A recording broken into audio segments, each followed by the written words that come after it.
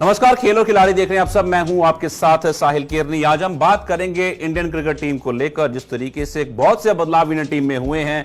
Head coach गंभीर युग की शुरुआत हुई है, तो अब देखना यह होगा कि इंडियन टीम की परफॉर्मेंस क्या रहती है, क्या इसका असर खिलाड़ियों पर पड़ता है और किस तरह का जो बातें कही जाती हैं गंभीर की, कितनी वो कारगर साबित होंगी इंडियन टीम के लिए। साथ में बात यह भी करेंगे कि एशिया कप, क्योंकि एशिया कप का आज फाइनल चल रहा है विमेंस का, और बहुत बेहतरीन प्रदर्शन करते हुए इंडियन टीम यहां तक पहुंची है, अपने सारे मैच जीते हैं और वो फाइनल खेल रही है श्रीलंका के खिलाफ, श्रीलंका में ही।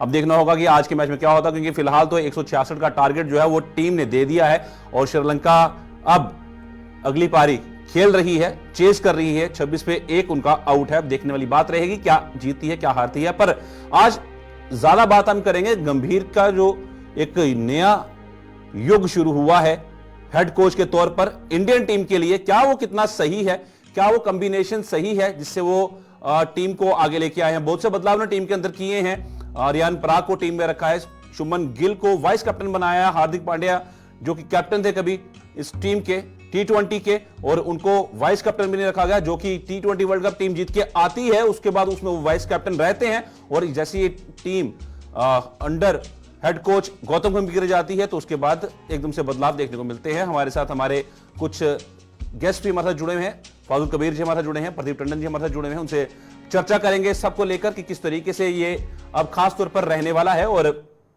क्या रहेगा इस पूरे टूर्नामेंट के अंदर भी और आने वाले टूर्नामेंट्स के अंदर भी, कि जिस तरीके से कल की परफॉर्मेंस रही है इंडियन टीम की, उसमें क्या आपको कुछ खामी नजर है। हर कोई खुश है कि बॉलिंग डिपार्टमेंट ने बहुत अच्छा किया और इंडिया ने मैच जीता। बैटिंग बहुत अच्छी रही, इंडिया ने मैच जीता। शुभमन गिल की जितनी तारीफ की जाए उतनी कम है, यशस्वी जायसवाल की तारीफ जितनी की जाए उतनी कम है। मैं अब रुक करूंगा पहले प्रदीप टंडन जी का। आपका स्वागत है सर। फैजल कबीर आपका भी स्वागत है। प्रदीप टंडन जी, जिस तरीके से हमने कल का मैच देखा है, तो क्या लगता है वाकई एक नए युग की शुरुआत हुई है गौतम गंभीर के हेड कोच के अंडर?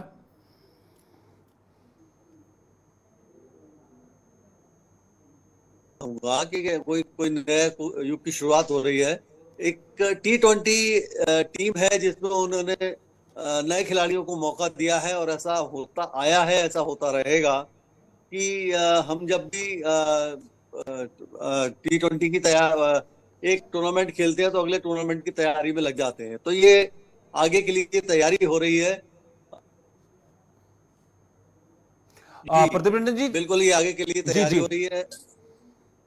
ये तैयारी आगे के लिए हो रही है। पर क्या लगता है कल का मैच जिस तरह का खेला गया था, तो हार्दिक पांड्या को कोई खास परफॉर्मेंस करते हुए नहीं देखा गया। क्या एक मानसिकता बदल जाती है खिलाड़ी की, क्योंकि जिस तरीके से वाइस कैप्टन जिसने कि मैच जितवाया भी, बहुत अच्छा प्रदर्शन T20 वर्ल्ड कप में रहा भी, और एकदम से जब आप टीम में बदलाव होते हैं तो आप उनको वाइस कप्तानी से भी हटा देते हैं और शुभमन गिल को आप वाइस कैप्टन बना देते हैं। कोई खास वजह इसके पीछे नजर आती है? नहीं, मुझे कोई खास वजह नहीं लगती। ये बात बिल्कुल ठीक है कि उनकी परफॉर्मेंस में दिमागी तौर पे जरूर कुछ असर आया होगा और मुझे उतने चुस्त दुरुस्त भी कल वो नजर नहीं आए जितना कि वो फिट खिलाड़ी हैं। कहीं उनकी बात होती है बार बार उनकी फिटनेस को लेके, इंजरीज को लेके, वो शायद इंजर्ड है, इस तरह की बात सुनती रहती है कि इज नॉट फुल्ली फिट। लेकिन कोई और इसके पीछे कारण है तो बड़ा मुश्किल है उसको पता करना, क्योंकि अगर बहुत ज्यादा कोई डिफरेंसेस होते शायद वो टीम में ही नहीं होते और उनको मौका नहीं दिया जाता। लेकिन मुझे एक चीज बहुत अच्छी लगी कल के मैच में, जिस तरह से रियान पराग को बॉलिंग कराई गई। ये एक नया युग है, ये इसको हम कह सकते हैं कि नई नई स्ट्रेटेजी है, क्योंकि हमें अपने ऑप्शंस हमेशा तैयार रखने चाहिए। और रियान पराग एक T20 के ठीक ठाक बॉलर है, तो मुझे लगता है कि ये काम अच्छा किया जा रहा है। जी जी बिल्कुल, मैं रुक करता हूं फैजल कबीर जी का। फैजल कबीर जी, आपका बहुत बहुत स्वागत है। और जिस तरीके से साफ तौर पर हम बात कर रहे हैं गंभीर युग की, एक नया युग, क्या लगता है कि परफेक्ट 11 था ये कल जो इंडियन टीम में खेला गया है, या इसमें कुछ बदलाव जो है वो होने चाहिए थे? कि गौतम गंभीर को अगर हमने रिप्लेस किया है, राहुल द्रविड़ की जगह लाया है, तो गौतम गंभीर का जो करियर है, IPL 2 बार जीते हैं। और दूसरी बात यह है कि गौतम गंभीर का एक अच्छा किरदार रहा है इंडिया की जो भी वर्ल्ड कप हमारी विक्ट्रीज रही है। और खास करके कोच और मेंटर के हिसाब से जो आप ये वाला देखेंगे वो ये आईपीएल सीजन, तो गौतम गंभीर का बहुत इंपॉर्टेंट रोल रहा है। अभी क्या है, जो अभी हमने प्लेइंग 11 बनाया है, गौतम गंभीर भी अपनी तरफ से कुछ hit and trial method use करेंगे। एंड जो रहा सवाल जो हमने पांड्या को, हार्दिक पांड्या हमारे वाइस कैप्टन नहीं रहे, तो at the end of the day we have to think beyond what our superstars have been, how they performed in past.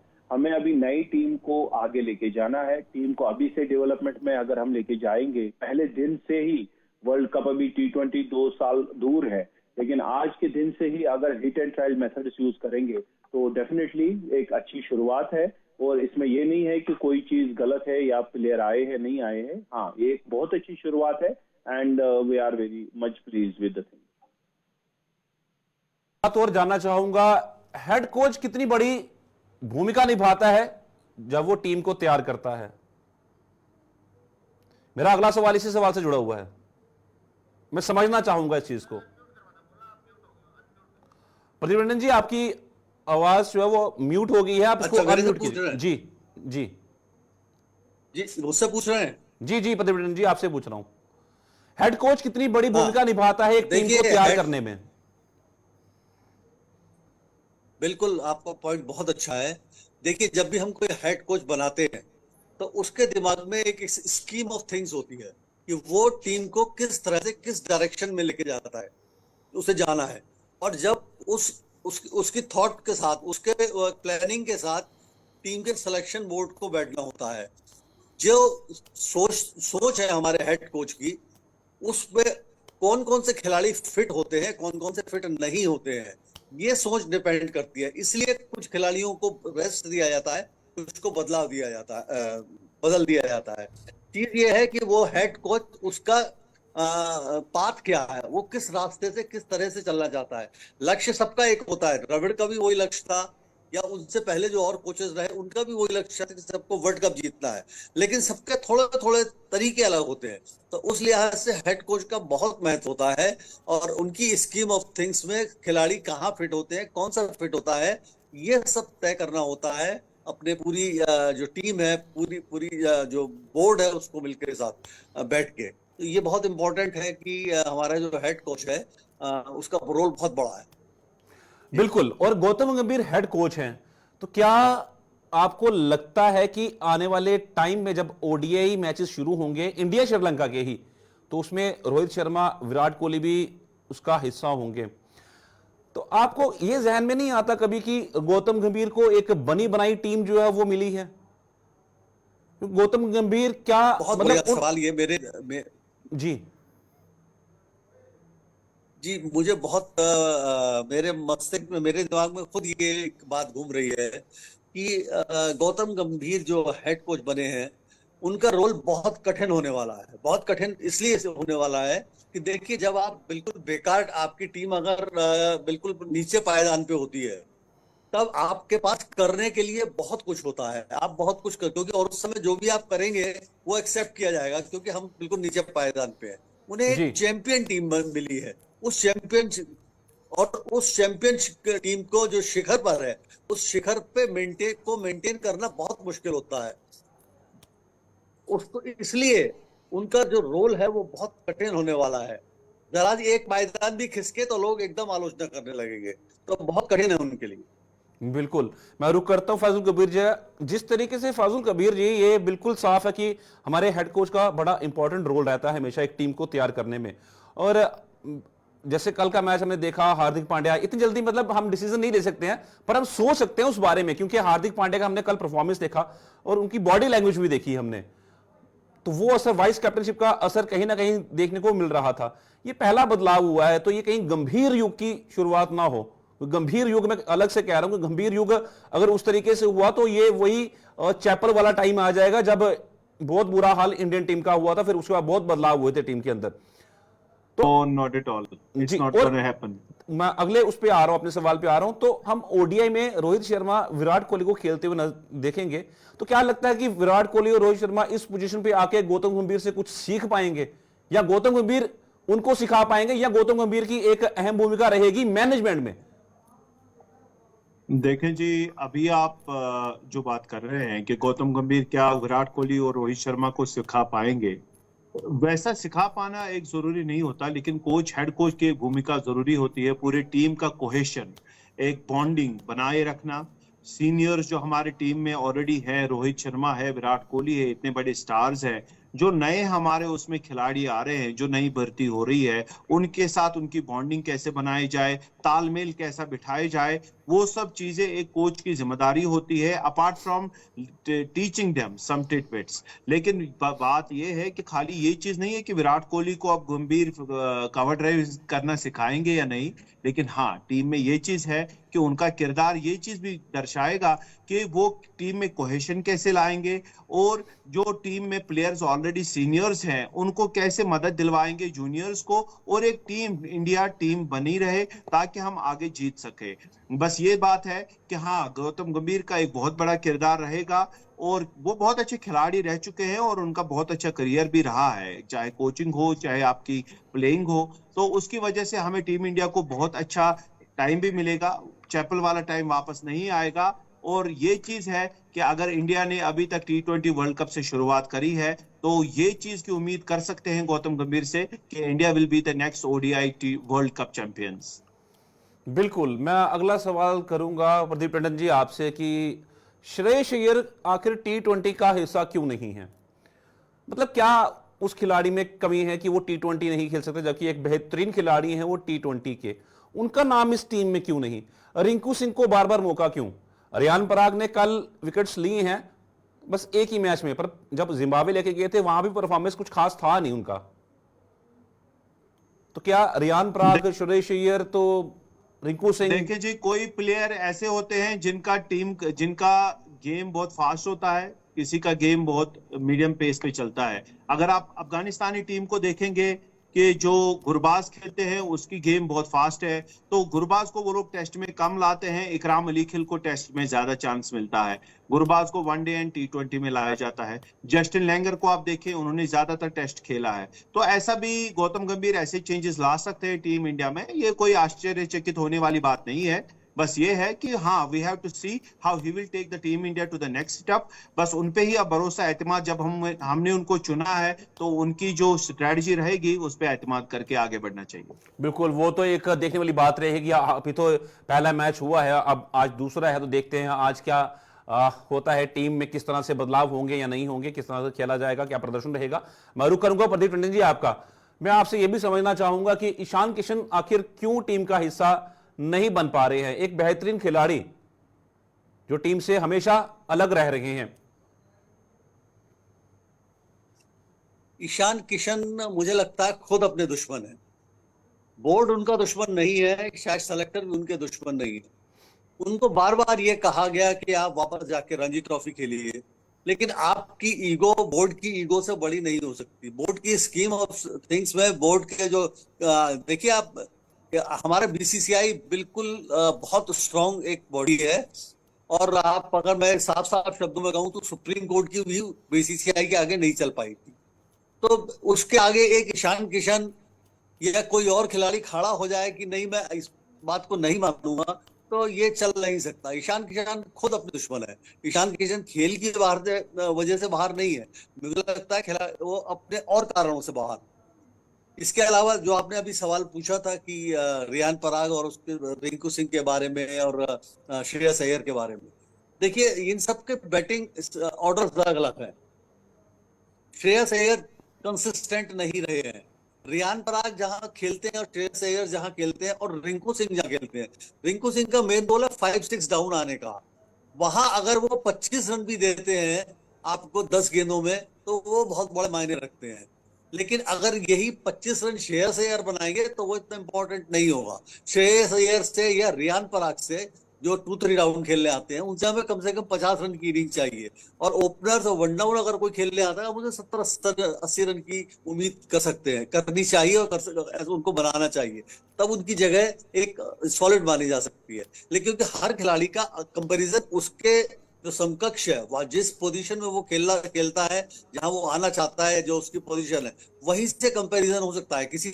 इस रिंकू सिंह का इन लोगों से कोई कंपैरिजन नहीं है, क्योंकि रिंकू सिंह फिनिशर है, ये लोग फिनिशर्स नहीं है। ये लोग मिडिल ऑर्डर के बैट्समैन है जरूर है, लेकिन इनका कंपैरिजन कोई भी रिंकू सिंह से नहीं किया जा सकता। जी जी फजल कपूर जी, एक बात और मेरे जहन में ना खटक रही है। जिस तरीके से कल का मैच हमने देखा, उसमें अक्षर पटेल को काफी नीचे भेजा गया खेलने के लिए, तो क्या जो एक एक्सपेरिमेंट राहुल द्रविड़ ने किया था T20 वर्ल्ड कप के दौरान, उनको थोड़ा ऊपर भेज के बैटिंग करवाने के लिए, तो क्या कल अक्षर पटेल को हम हार्दिक पांड्या के बाद भेज सकते थे?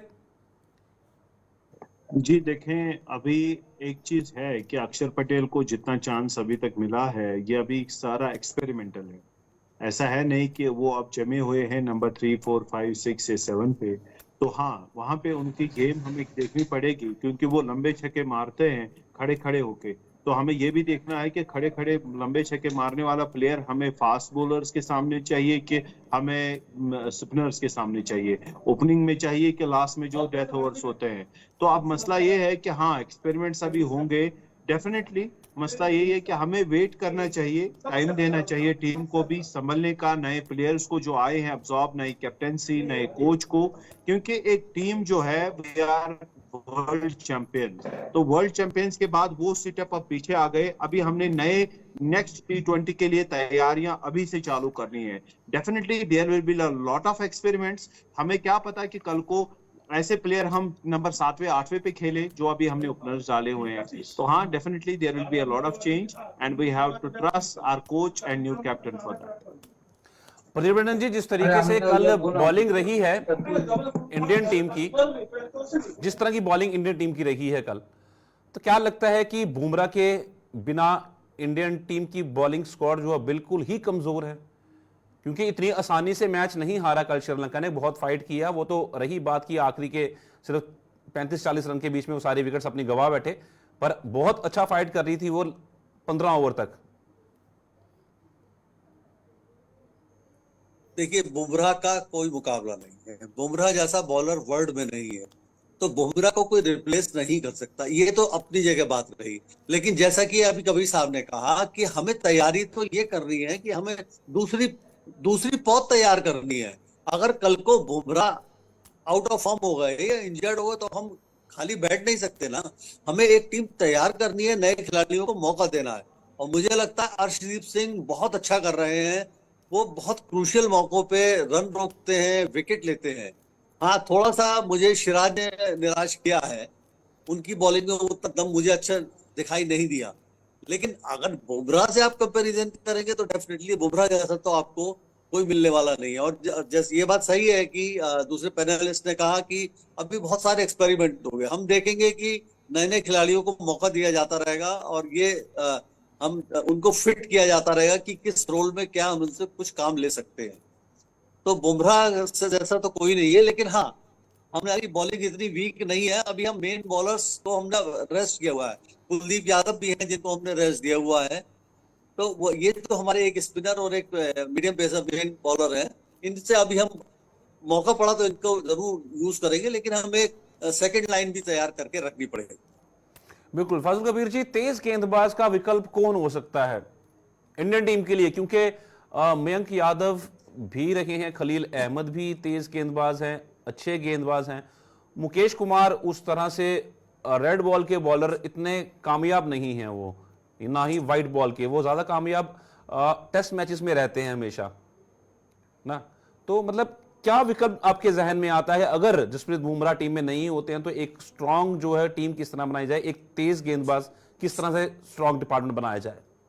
देखिए जी, जो मेन जिम्मेदारी होती है वो पेसर पे होती है किसी भी गेम को आगे ले जाने के लिए। तो जसप्रीत बुमराह की definitely we will not have a replacement for that. लेकिन अभी हमने वो दुखी होके भी साइड में नहीं रहना है। हमें किसी एक बॉलर को उठा के उनके लेवल पे लेके आना पड़ेगा। और जो हमारे बॉलर्स हैं, मेनली मुझे लगता है अर्शदीप सिंह जो हैं, he will be a very good contender in the future and he will be very good bowler for India। वो हमारी बहुत बड़ी स्ट्रेंथ है, बहुत बड़े ट्रम्प कार्ड है and he will play longer for India। तो उनसे ये उम्मीदें रख सकते हैं because he can move the ball both ways, in swing out swing लगा सकते हैं। अभी आपने वर्ल्ड कप में देखा कितनी अच्छी कारकर्दगी दिखाई। डेफिनेटली उन पे ही हमने बैट लगा के, उन पे ही हमने जो कुछ एनर्जीज हैं फोकस करके उन पे ही लगाना है ताकि उनको इतना डेवलप हम कर सके he can handle the responsibility of team India. बिल्कुल फाजल कबीर जी, दोबारा आप ही से सवाल करता हूं। एशिया कप का फाइनल चल रहा है विमेंस का, इंडिया वर्सेस श्रीलंका। क्या लगता है, क्या इंडिया जीत पाएगी? क्या परफॉर्मेंस, बॉलिंग परफॉर्मेंस या बैटिंग परफॉर्मेंस? क्योंकि 165 पर किया था इंडियन टीम ने और 166 का टारगेट श्रीलंका को, और अब इस मौके पर 68 स्कोर हो चुका है उनका, एक विकेट गवाकर श्रीलंका का। तो क्या लगता है कि इंडिया वाकई जीत पाएगी इस पोजीशन से? जी देखिए, fingers are crossed, we will always support our team, but हाँ, इट्स अ गेम, दोनों में से एक बंदा जीतेगा, who will control their nerves. या Sri Lanka at this point of time is in a very strong position, जो कि बारबाडोस में पाकिस्तान भी थी, तो या वर्ल्ड कप में पाकिस्तान भी थी, बट हाँ, हमने स्ट्राइक बैक करके वो मैच जीता। तो यहाँ पे भी यही उम्मीदें लगा सकते हैं, team India will come back and they will fight and they will win and bring Asia cup home. तो अगर फजल कबीर जी, इस पूरे T20, ये जो एशिया कप हुआ है T20, तो इसको अगर नजर डालें तो इंडिया की परफॉर्मेंस काफी अच्छी रही है। तो किन खिलाड़ियों पे ज्यादा अच्छी नजर रही है आपकी कि यही खिलाड़ी जो है बेहतरीन? स्मृति मधाना जो है वो काफी अच्छा परफॉर्म किया इन्होंने पूरे टूर्नामेंट के अंदर, और जहां राधा यादव की बात की जाए, उन्होंने बॉलिंग काफी अच्छी की है, पर आज कुछ खास कर नहीं पाई। और आज भी जैसे मैं कहूं कि स्मृति मधाना ने आज भी 61 स्कोर किया और काफी अच्छा प्रदर्शन किया है।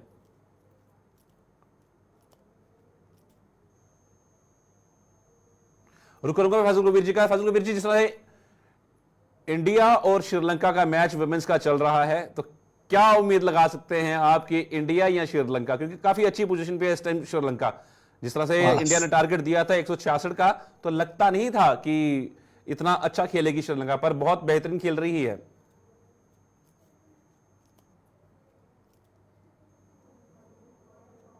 जी प्रदीप जी, सुन पा रहे हैं आप?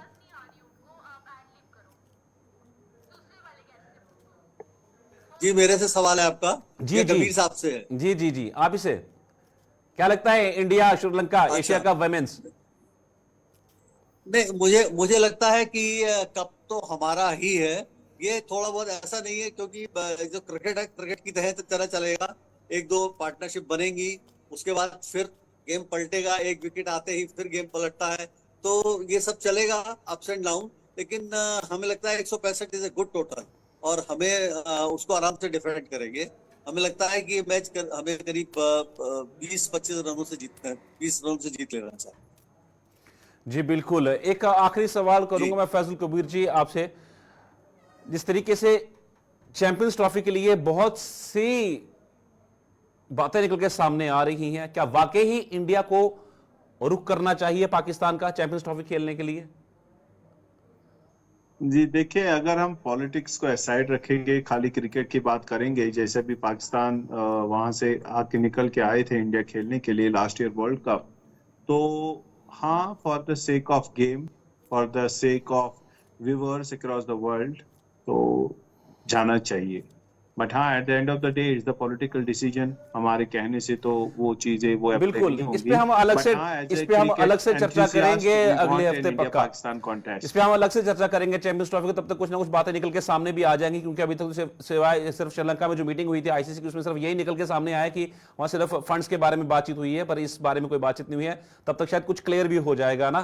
तो मैं दोबारा रुक करता हूं प्रदीप टंडन जी का। प्रदीप टंडन जी, जिस तरीके से हमने अपनी ओपनिंग शुभमन गिल और यशस्वी जायसवाल, क्या ये हमारा परफेक्ट 11 का परफेक्ट ओपनिंग पेयर है T20 का, या इसमें कोई बदलाव कर सकते हैं?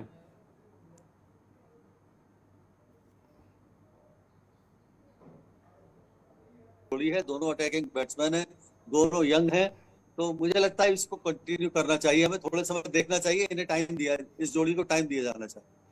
और ऋतुराज गायकवाड़, अभिषेक शर्मा पिछली सीरीज में सेंचुरी भी की, अच्छा खेले बहुत। देखिए, एक आध सेंचुरी वो अच्छा खेले, इसमें कोई शक नहीं, लेकिन वही अभी जो हमारे शुरू में बात हो रही थी कि बहुत सारे ट्रायल होंगे, बहुत सारे नए नए खिलाड़ियों को चांस देते रहेंगे, तो हमें जो बेस्ट कॉम्बिनेशन नजर आएगा हम अल्टीमेटली उसी को सेलेक्ट करेंगे। वो भी अपनी जगह है, ऋतुराज गायकवाड़ जो जिम्बाब्वे में सबसे अच्छे परफॉर्मर थे, लेकिन वो फिर भी टीम में नहीं आ पाए। इन्होंने, अभिषेक शर्मा ने भी अच्छी बैटिंग करी है, और वो अच्छी पार्ट टाइम बॉलिंग भी डाल लेते हैं, लेकिन अल्टीमेटली यही है कि हमें वेरियस खिलाड़ियों को मौका देके अपने बेस्ट प्लेयर को ओपनिंग के लिए चुनना पड़ेगा और इस समय वही काम होगा। फारूक कपूर जी, मैं एक सवाल और करूंगा। जिस तरीके से हम देख रहे हैं कि वाइस कैप्टन बनाया गया शुभमन गिल को, तो क्या लगता है इसी वजह से बनाया गया कि वो ऋतुराज गायकवाड़ और अभिषेक शर्मा जो है वो उनकी जगह ना लें? क्या ऋतुराज गायकवाड़ और शुभमन गिल, बेशक शुभमन गिल ने बहुत अच्छी परफॉर्मेंस दी है लास्ट ईयर, इस ईयर परफॉर्मेंस उनकी अच्छी नहीं रही है। जी देखें, अभी फॉर्म्स आती हैं जाती हैं। मसला ये है कि हमें एक प्लेयर में ये देखना है उसकी कैपेबिलिटीज को देखने के बावजूद कि इसमें कितना क्रिकेट है, ये कितना क्रिकेट खेल सकते हैं। तो वही जो शुभमन गिल में नजर आता है, there is a lot of cricket in him and he is a very good player. हाँ, डेफिनेटली ऐसे पैचेस आते हैं लाइफ में, अपनी करियर में, तो we don't have to bother about that. हाँ, डेफिनेटली अभी we have to go through lot of hit and trial methods, experiments will take place. तो ये चीज है कि हाँ, it's a very good step towards making team India big. बिल्कुल, धन्यवाद प्रदीप रंजन जी, आपका भी, और फैजुल कबीर जी आपका भी। जिस तरीके से साफ तौर पर हमने चर्चा यही की, गंभीर जी हमारे गंभीर युग का शुरुआत करने जा रहे हैं। इंडियन टीम का क्या बनता है, अभी तो पहला ही मैच हुआ है उनकी हेड कोच के अंडरशिप। अब देखने वाली बात है कि आने वाले समय में किस तरह के मैचेस देखने को मिलते हैं। जब वनडे इंटरनेशनल्स होंगे उसमें रोहित शर्मा भी खेलेंगे, विराट कोहली भी खेलेंगे, तो वहां पर किस तरह का सिनेरियो रहने वाला है तो बहुत अहम रहेगा। जाते जाते एक बात तो जरूर कहूंगा, जिस तरीके से शुभमन गिल को वाइस कैप्टन बनाया गया है, तो हमेशा ये बात कही जाती है फॉर्म इज टेम्परेरी और क्लास इज परमानेंट। अब देखना होगा ये क्लास और फॉर्म कब तक साथ निभाती हैं। फिलहाल खेल और खिलाड़ी में आज के अंक में इतना ही, दीजिए इजाजत, नमस्कार।